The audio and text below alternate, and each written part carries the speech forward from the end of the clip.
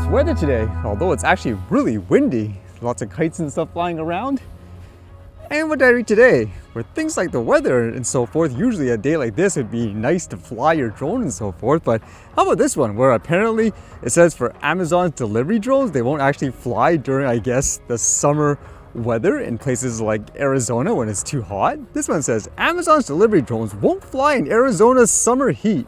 I usually only think about things, for example, such as the extreme cold because the batteries actually won't last as long usually, or at the same time when it's really wet during harsh rains and so forth. But I guess this one, apparently, if it's too hot, it's too much of a hazard as well, I suppose. This one says Amazon's newest delivery drones will take off from just outside Phoenix, but don't count on rush ordering a fan on a hot day. The fleet can't fly when the temperature exceeds 104 degrees Fahrenheit. Amazon plans to start flying delivery drones in Arizona this year, but don't count on them to bring you a refreshing drink on a hot day. The hexacopter can't operate when temperatures top 104 degrees Fahrenheit or 40 degrees Celsius. The company says an average daily highs exceed that for 3 months of the year in Tolleson, the city outside of Phoenix where Amazon's preparing to offer aerial deliveries from inside a 7.5-mile radius. The drones can't help with midnight snacks either because they'll be grounded after sunset. A lot of setbacks, I guess, in terms of things like drone delivery, huh? It's more like a novelty at this point. It says potentially being inoperable for a quarter of the year might make launching drone deliveries in Tolleson and neighboring desert communities seem like an odd choice. It's far from the first challenge faced by Amazon's much-delayed drone project. The unit is years behind its goals of flying items to customers in under an hour on a regular basis, and a one-time target of 500 million deliveries by 2030 seems distant. Amazon Prime Air has completed just thousands of deliveries, falling behind rivals. Alphabet subsidiary Wing has notched hundreds of thousands of delivery flights, and Walmart more than 20,000. Would you actually use drone delivery on a regular basis currently anyways? Because it sounds like they have to give people incentives to use it. I'd use it just to see what it's like initially anyways. It says in the California wine country town of Lockford, where Amazon initially launched drone deliveries, some residents told Wire last year that they ordered only because Amazon lured them with gift cards. In Arizona, it could be discouraging not being able to rely on drones during those hours when one might not want to venture too far from the comfort of air conditioning. And if that wasn't enough, there's all the regulations and so forth in terms of having to get permission and so forth to fly this stuff. It says the US Federal Aviation Administration has to sign off on Amazon's operating plans for its new drone, known as the MK-30, which the online shopping giant wants to use in Arizona.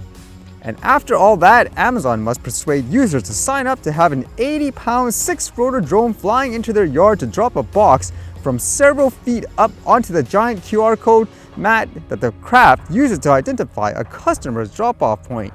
Lots of setbacks, but at this point I would assume they just invested way too much into this, so it's no going back, huh? And I was reading this about AI again. Can you imagine this, where they're actually using AI bots to, quote, I guess, spy on people per se? This one says Microsoft launches AI chatbot for spies. Microsoft has introduced a GPT-4-based generative AI model designed specifically for US intelligence agencies that operates disconnected from the internet, according to a Bloomberg report. This reportedly marks the first time Microsoft has deployed a major language model in a secure setting designed to allow spy agencies to analyze top-secret information without connectivity risks, and to allow secure conversations with a chatbot similar to ChatGPT and Microsoft Copilot. But it may also mislead officials if not used properly due to the inherent design limitations of AI language models. It's kind of funny how this is coming up, yet just a few days ago, if you remember, they were saying how they were blocking officials from using its AI platform, for example. It says GPT-4 is a large language model created by OpenAI that attempts to predict the most likely tokens in a sequence. It can be used to craft computer code and analyze information. When configured as a chatbot, like ChatGPT, GPT-4 can power AI assistants that converse in a human-like manner. Microsoft has a license to use the technology as part of a deal in exchange for a large investment it has made in OpenAI. And not surprisingly, as it kind of indicates here, everyone's trying to expand into this. It says, along those lines, the CIA announced its plan to create a ChatGPT-like service last year, but this Microsoft effort was reportedly a separate project. Now, are you going to be worried in the future in terms of whether or not you're talking to a real person? I know a lot of scammers are already using stuff like AI to scam people out of money. I think the worst I've heard was how there were phone calls where they literally phone, for example, a parent or something like that, and the person on the other line, it sounds exactly, let's just say, like their children. Like, hey, give me money, I'm being held ransom by this guy. It sounds so realistic. So how would you be able to tell what's fake and what's real, I guess, in the future for a lot of people?